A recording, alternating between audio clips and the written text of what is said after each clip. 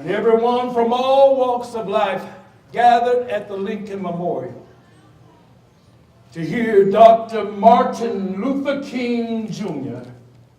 declare these words.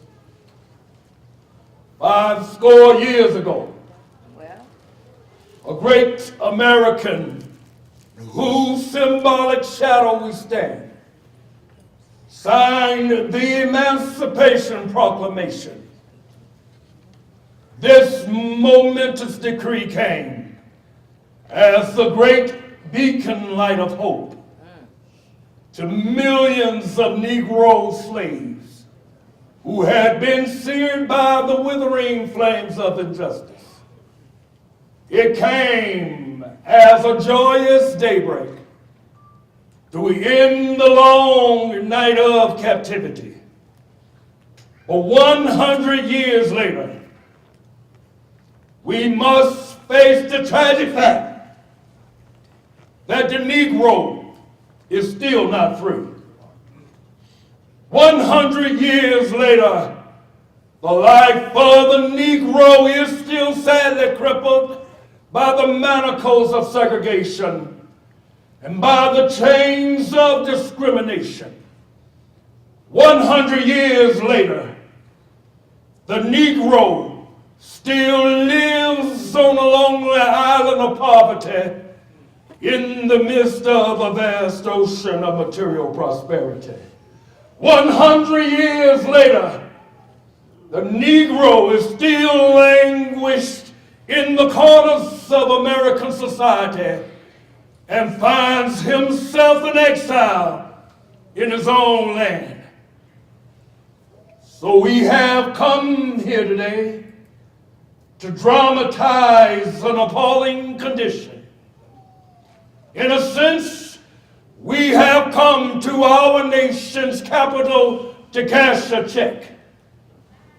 When the architects of our republic wrote magnificent words of the Constitution and the Declaration of Independence, they were signing a promissory note in which every American was to fall heir. This note was a promise that all men would be guaranteed the inalienable rights of life, liberty, and the pursuit of happiness. But it is obvious today that America has defaulted on this promissory note. Instead of honoring this sacred obligation, insofar as her citizens of color are concerned, America has given the Negro people a bad check. A check that has come back marked insufficient funds. But we refuse to believe that the Bank of Justice is bankrupt. We refuse to believe that there are insufficient funds in the great vaults of opportunity of this nation. So we have come to cash this check. A check which will give us upon demand the riches of freedom and the security of justice.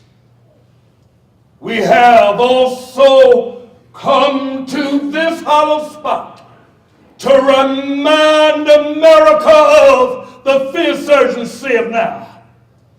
This is no time to engage in the luxury of cooling off or to take the tranquilizing drug of gradualism. But now is the time to make real the promises of democracy. Now is the time to rise from the dark and desolate valley of segregation to the sunlit path of racial justice. Now is the time to open the doors of opportunity to all of God's children. Now is the time to lift our nation from the quicksands of racial injustice to the solid rock of brotherhood. It would be fatal for the nation to overlook the urgency of the moment and to underestimate the determination of the Negro.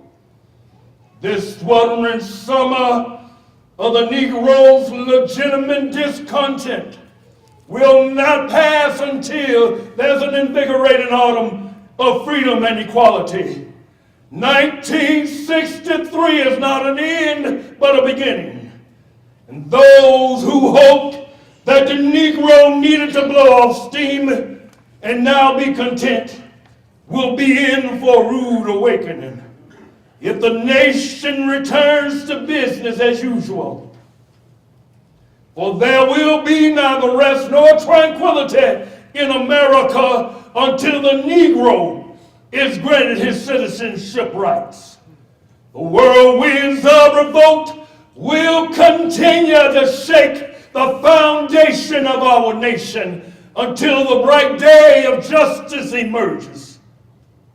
But there is something that I must say to my people who stand on the warm threshold which leads into the palace of justice.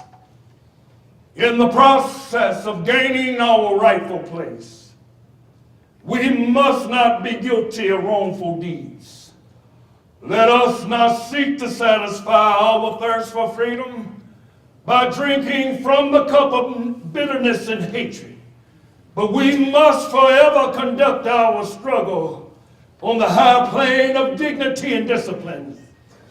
We must not allow our creative protest to degenerate into physical violence, but again and again, we must rise to the majestic heights of meeting physical force with soul force.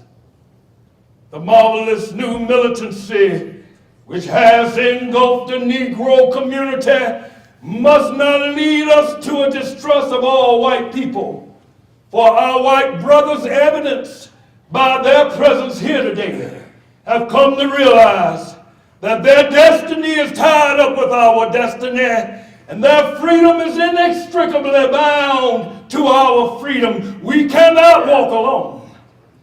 And as we walk, we must make the pledge that we shall march ahead, and we shall never turn back.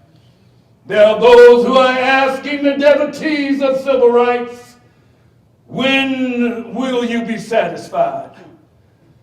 We can never be satisfied as long as the Negro is the victim of unspeakable horrors of police brutality.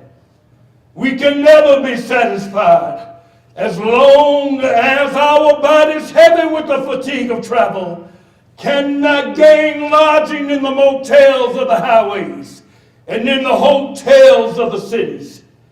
We can never be satisfied as long as a Negro's basic mobility is from a smaller ghetto to a larger one. We can never be satisfied as long as a Negro in Mississippi cannot vote and a Negro in New York believes he has nothing for which to vote. No, we cannot be satisfied, and we are not satisfied until justice rolls down like many waters and righteousness as a mighty stream. I'm not mindful that some of you have come here today out of great trials and tribulations. Some of you have come fresh from narrow jail cells. Some of you have come from areas where your quest for freedom have left you battered by the storms of persecution and staggered by the winds of police brutality. You are the veterans of creative suffering. Continue to work with the faith that unearned suffering is redemptive. So go back to Mississippi. Go back to Alabama. Go back to Georgia. Go back to Louisiana. Go back to the slums and the ghettos of our northern cities, knowing that this situation somehow can and will be changed. Let us not wallow in the valley of despair. I say to you today, my friends, that in spite of the difficulties and frustrations of the moment, I still have a dream. It is a dream deeply rooted in the American dream. I have a dream that this nation will one day live out the true meaning of its creed. We hold these truths to be self-evident, that all men are created equal. I have a dream that one day on the red hills of Georgia, the sons of former slaves and the sons of former slave owners will be able to sit down together at the table of brotherhood. Yeah. I have a dream that one day, even in the state of Mississippi, a desert state sweltering with the heat of oppression and injustice, will be transformed into an oasis of freedom and justice. I have a dream that one day my 4 little children will live in a nation where they will not be judged by the color of their skin, but by the content of their character. I have a dream today. Yeah.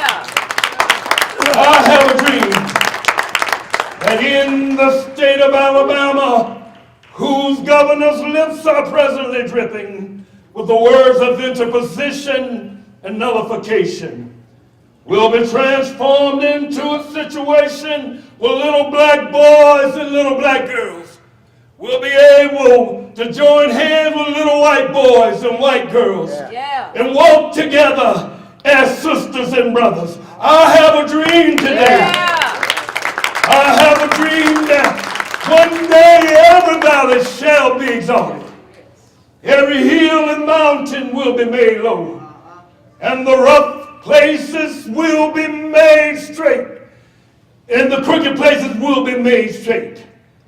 And the glory of the Lord shall be revealed. And all flesh shall see it together. This is our hope. This is our faith. This is the faith with which I return to the South. With this faith we'll be able to hew out of the mountain of despair a stone of hope. With this faith we'll be able to transform the jangle and discords of our nation into a beautiful symphony of brotherhood. With this faith we'll be able to pray together, to work together, to struggle together, to go to jail together, knowing that one day we shall be free. Yeah. This will be the day when we'll be able to sing with new meaning. My country, 'tis of thee. Yeah. Sweet land of liberty, of thee I sing. Land where my fathers died, land of the pilgrim's pride. From every mountainside, let freedom ring. Yes. And if America is to become a great nation, then this must become true. So let freedom ring from the prodigious hilltops of New Hampshire. Let freedom ring from the mighty mountains of New York. Let freedom ring from the Highland Alleghanies in Pennsylvania. Let freedom ring from the snow-capped Rockies in Colorado. Let freedom ring from the Caucasus Peaks in California. But not only that, let freedom ring from Stone Mountain in Georgia. Let freedom ring from Lookout Mountain in Tennessee. Let freedom ring from every hill and molehill of Mississippi. From every mountainside, let freedom ring. When we let freedom ring, when we let it ring from every village and every hamlet, every state and every city, we'll be able to speed up that day when all of God's children, black men and white men, Jews, Gentiles, Protestants and Catholics, will be able to join hands and sing in the words of the old Negro spiritual, free